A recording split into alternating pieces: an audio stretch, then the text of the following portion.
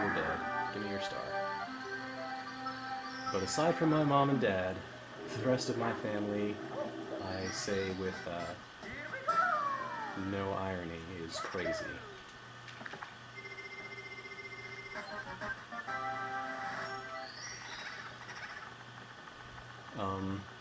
We're also a huge family of secrets. Even my parents, actually.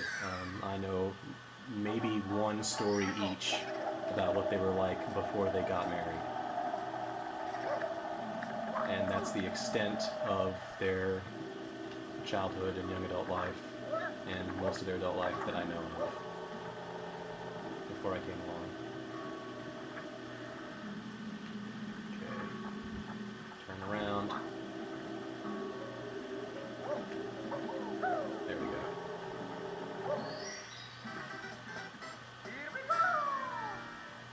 Aside from that, though, the rest of the family is spread out all across the country and in other countries now.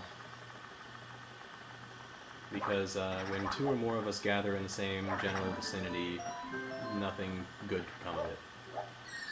I have about 10 or 11 aunts and uncles, I think. What star is this? Red coins? Okay.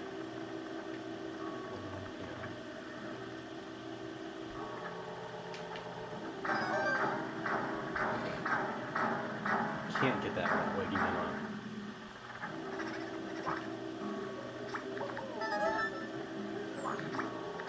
Looks like the Monster Book of Monsters.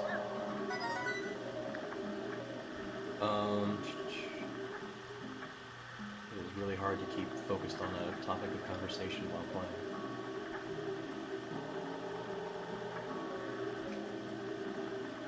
Most of us are spread out across the country, and generally speaking, whenever my family would go on vacations to other, legs of America, it would be to visit relatives in that area as well as do other things, because visiting relatives is not a vacation. But they get kind of upset with you if you show up in New Hampshire and you don't visit them when they live there, even though they would never in a lifetime come visit Texas. Open up! I want your... There we go. The remnants of your corpse. What's the last? Oh, yeah.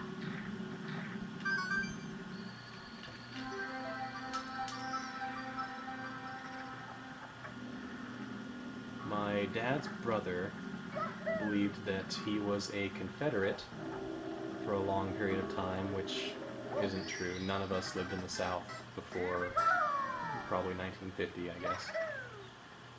And once he stopped going to Civil War reenactments and dressing like generals whenever he would go out, he decided that he was Native American, because, you know, you can only go from one extreme to the other, certainly not back to the middle ground. And for a while, and we thought this was terribly amusing, I don't know if he still does, but he lived in Montana and taught ROTC on Native American grounds. What am I doing? This is back. And it was hysterical to us that this white guy, who was my dad's brother, decided that he was a Native American and went on Native American soil to teach them all about the goods of the Army at young ages. Not to knock ROTC by any stretch, just teaching it to Native Americans is just beautifully ironic. So let's use it this way. Face the direction I need you to, or run.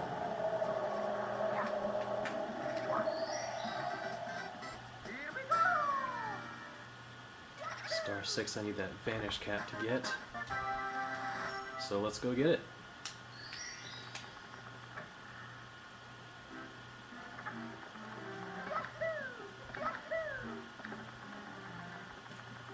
Open the basement.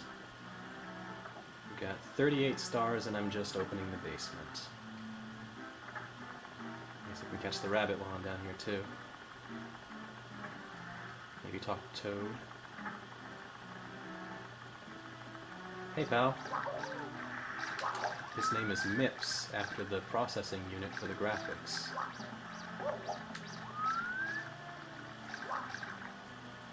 And I've actually tried a couple of times to drag him through a door, which is what you're supposed to do to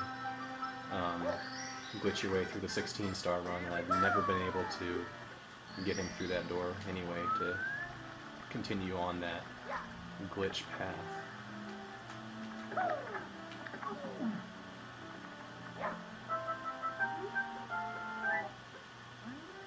My dad also has a sister. Actually, I think he has, I don't know. Every once in a while I get an email from somebody saying something about a relative that I never ever knew that I had, to this day. Even with Facebook, like, people will friend me and I'm like, who are you? We're your aunt. No, you're not. I've never heard of you before.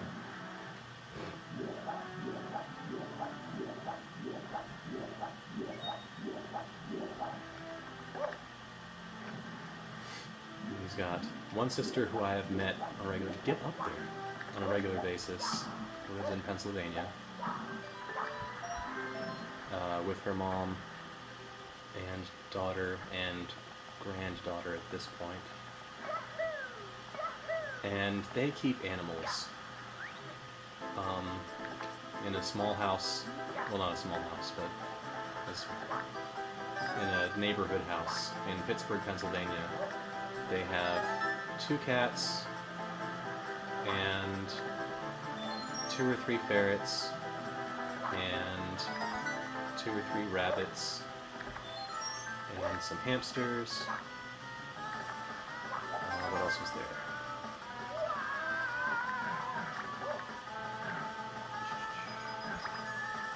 Don't think they have any dogs. What happened was, at a very early age, my cousin became a vegetarian after realizing that when you ate fish, you were eating a fish, which has never bothered me, but it got to her, and so she became a vegetarian animal rescuer, and their house smells so unbelievably rancid that despite their offers whenever we would go visit them, because they actually are the relatives we visit the most frequently, because it's my dad's mother and sister, and we're pretty close to them, I would say. But it's a house where when you go and visit them, no matter how long you're staying, you rent a hotel.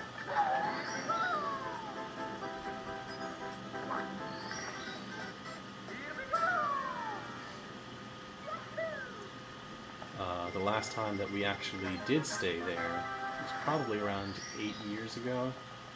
No, wait, we stayed there after my freshman year of college. So 5 years ago. And simply after being in the house for about 10 minutes or so, you stop breathing through your nose because your sinuses have completely stopped due to the amount of pet dander in the air. The animals are kept in good conditions. I mean, it's not like they're crammed in any place. They're pretty much given free run of the house. But there's a point when it stops becoming the people's house and starts becoming the animals'. The animal's possessive.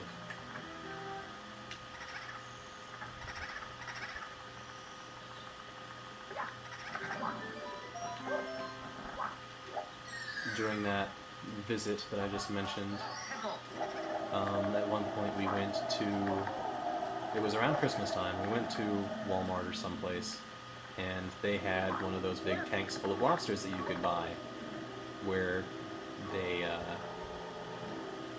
kill the lobster right there for you. No, they give it to you alive, and then you can take it home and boil it. Is that how it works? You're not supposed to bring home a dead lobster, because then it can have crap, you can have bacteria in it.